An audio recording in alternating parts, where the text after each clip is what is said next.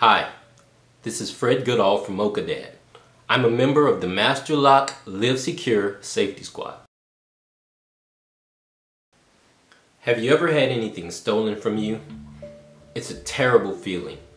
You feel violated, you feel less secure, and you wonder, why did this happen to me? Unfortunately, too many people have this feeling every single day. Sometimes you can't do anything about people stealing your things. However, you can take some steps to make sure that things are secure. I remember two things in particular in my lifetime that were stolen. Had I taken some precautions, had I done some things differently to secure my items, maybe I'd have them today.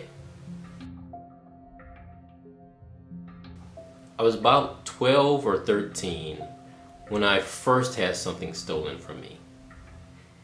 For Christmas that year, I really wanted a 10-speed bike. This is the only thing I wished for. It's the only thing I asked my mom for. I knew that she didn't really have a lot of money. She was a single mom doing her best to support my sister and I. But she promised that I could get a bike that year. I know it took her a long time to save for that bike. I know that she saved all year long to have enough money to get that bike for me. On Christmas that year, I saw the bike when I woke up that morning. Wow, I was just so amazed. I was so thankful. I was so grateful. I was just overjoyed that my mom had done this for me. I thanked her, I hugged her, and from that point on, I was riding that bike all the time because I loved it so much. So, one day, I rode the bike to the local convenience store. At this convenience store was an arcade where I went pretty much every day to play some video games. Because back then, you actually had to leave the house to play video games. I didn't have a PlayStation or an Xbox at home. I had to go to the arcade to play Space Invaders or Asteroids or any of the games I liked at the time. So I rode the bike to the arcade, parked it out front, went inside to play the game. I didn't really think about locking up my bike as I should have or worrying about that someone would steal it, because these types of thoughts just didn't run inside my head. I didn't think it would happen to me. So I was inside playing the video games, maybe about 30 minutes or so. I came back outside, looked for my bike, and it was gone.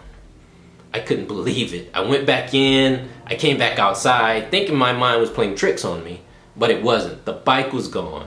I went around the back of the store, I searched the whole perimeter of the parking lot, nothing. No evidence of the bike. Bike was totally gone. I went back inside to talk to the cashier. He just kind of shrugged his shoulders and said, that happens all the time. I was so upset. I couldn't believe my bike was gone. I was sad, I was depressed, I was just overwhelmed with emotions. I didn't know what to do. But the worst feeling I had was having to tell my mother that that bike was gone. As you can imagine, the walk from that store to my house was perhaps the longest walk I had in my life. You'd think the bike episode would have taught me my lesson. That from that point on, I would have gone and took the proper precautions every time I went out with any of my possessions to make sure they were safe and secure. But guess what? I didn't. A few years ago, I needed a new computer. I had an old desktop that I was using, and I wanted something a little more streamlined and sleek and more portable. So I decided to get a Macintosh laptop computer.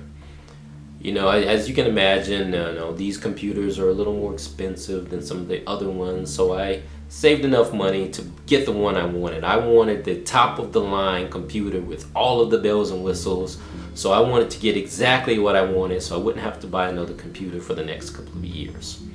So I went to the Apple store, selected the model I wanted, had them get it all set up for me, and I was just thrilled as I was walking back to my car to put my computer inside and drive back home and get started using it. So I put the computer on the passenger seat in the car, and I drove down the highway to go home. As I was driving, I started thinking, man, I really need a laptop bag for this computer so I can carry it around with me. So I drove to a store and I parked in the parking lot. I was going to run in, buy myself a laptop bag, come right out. So I went inside the store and I was maybe in the store 5 minutes at most. So I went and quickly got the laptop bag, and I saw a police officer standing outside, and he stopped me and said, "Hey, do you own a red Tahoe?"